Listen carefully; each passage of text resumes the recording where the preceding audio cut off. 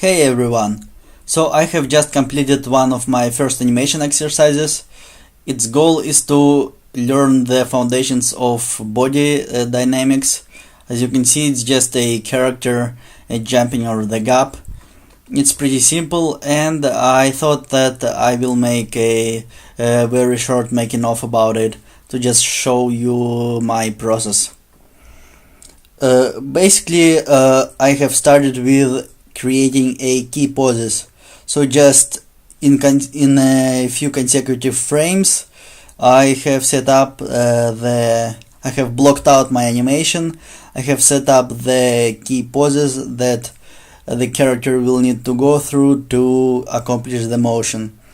The key here is that poses should be clear and have a clear line of action. They should have a nice silhouette and be appealing. So I did my best to make them look nice and cool. And the fewer of basic poses you will have, the easier it will be to animate. And you can always add details later. So basically here a character is just standing at the beginning of the animation. The next pose is that he's taking a step and in his preparation to jump. Then he crunches down in so-called anticipation. So before you create an animation, you want to create a pose where character moves a little bit in the opposite direction. It helps people to anticipate what motion is going to come next. The next pose is when the character lifts off the ground. As you can see, like a spring here, he just expands his body and there is a clear line of action. There is a little bit of a reversal of line of action, like here he is like a C-shaped, like so, all crunched down and curved, and here the line of action is a little bit reversed, and there is a high contrast between those poses. And also silhouette is pretty clear. And the next pose is the character being at the top of his jump position. And the next pose is when his leg first touches the ground. The next one, he is crunched again, and then he is gradually standing up, taking one more step, and that's it. That's all of our poses. So this process is called blocking. So basically setting the necessary keyframes for our animation. Next step is to figure out the timing for animation, and here what you do is to just take these key poses and spread them around in timeline, and basically you just try to make the timing make sense, to make it look reasonable. And at this step of the animation, what you want to do is to select all of the curves and set their interpolation, their function style to constant. So basically it will not interpolate between poses, so it will just be this kind of a block animation, and that allows you to focus purely on timing. So after moving around keyframes for a while, I've ended up with animation that looks like this. And I just look at it and use my judgment and think about how long jump is supposed to take, and at this point it seems pretty reasonable to me, so I'm happy and satisfied with it. If you want to look at it closer, like step takes around 10 to 12 frames, so 2 steps will take 24 frames. Then he prepares for animation, for jump, and then for 5 frames he is crunched down, then he expands, and here when he jumps you want to move him a little bit faster, so 3 to 4 frames between poses, and then he is slowing down again when he's crunching down, and then he is expanding, and the whole animation takes 75 frames.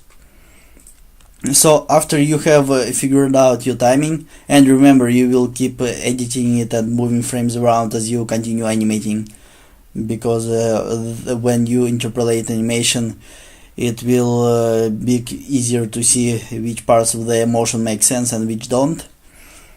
So in the next step I have selected all of the animation curves in the rig and set their function to linear, like so, and that tells Houdini to just interpolate a straightforward motion between key poses. So now that I have some interpolation, I can start working on the basic motion of the character. So I can look at how he moves and see whether the transitions make sense. And also at that point I have started adding breakdown keys. So key poses are the ones that are necessary to define the motion of the character, like standing at the beginning and taking the first step, and breakdown pose would be something like this. It helps to define the arc of the foot, so he moves foot in an arc, so he lifts it up a little bit, and you can modify this position in between the two key poses. So at this point you just add a few breakdowns where it's necessary. As you can see, I didn't add so many of them, so just lifting his legs between key positions. Then after he's crunched down, I have added one more key that is identical to this pose over here after a few frames after that, and that just tells him to hold this, to stay in this position for a few frames. Then I have also added breakdown between crunched down position and expanded position.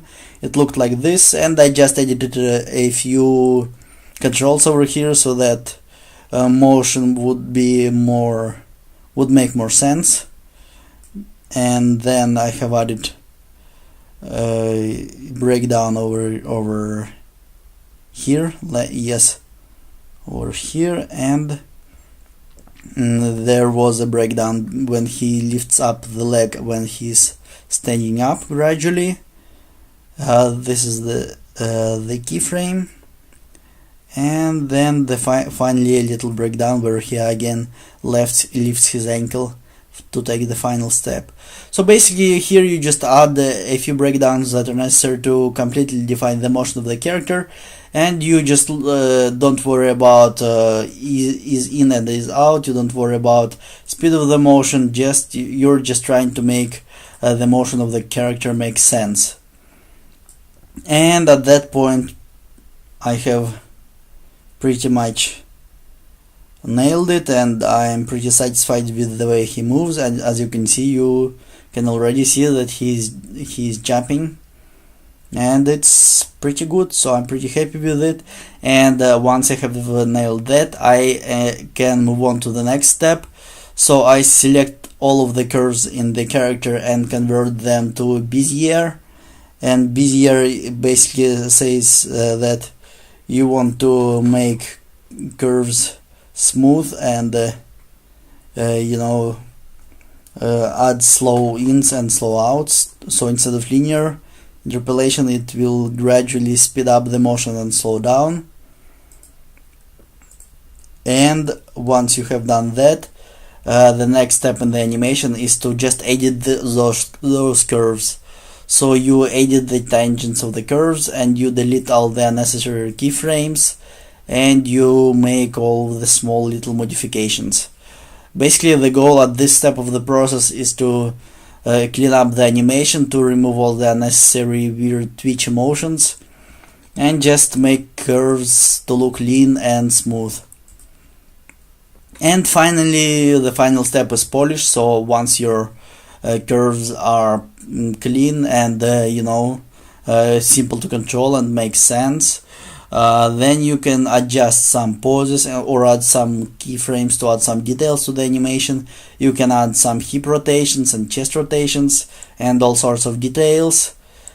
And finally you render out your animation, and it looks like this. There's probably some things to improve about it, but this is about the level I'm animating right now, so I'm just going to move on to the next exercise, and after a while maybe I will look at this animation again and create a list of things that I would like to fix and improve, and then fix and improve them one by one to take my animation to the next level. But at some point, once you have done the basic animation, once you have accomplished what you wanted to accomplish with this exercise, I think it's okay to move on to the next one, gain some more experience, and then return to this animation and see what else can I do to make it better. So there you go, this is my little making of. Again, finally I'm going to go through the steps one more time, just to remind you about them. So you first set the keyframes, set the key poses, block out the animation. The next step is timing, spreading the keys through the timeline and making the timing make sense. After that you add breakdown keys, so you add the keyframes between the key poses to finally completely define the motion of the character. Then you turn the key, you edit a little bit the motion to make it make sense, to remove all the bugs and all of the issues, to fix all of the issues. And after that you can turn all of your animation curves to Bezier and start cleaning up your animation curves to create a clean, simple, smooth motion with slow ins and slow outs. And after that, final step is polish, where you add details and tweak poses and tweak maybe timing a little bit and improve animation to the degree that you can. You find the issues with animations and things you would like to improve, and then you just create yourself a list of things you want to fix or improve, and then improve them one by one. And finally you have the final animation. So I hope you have found this tutorial useful, and I'll see you next time.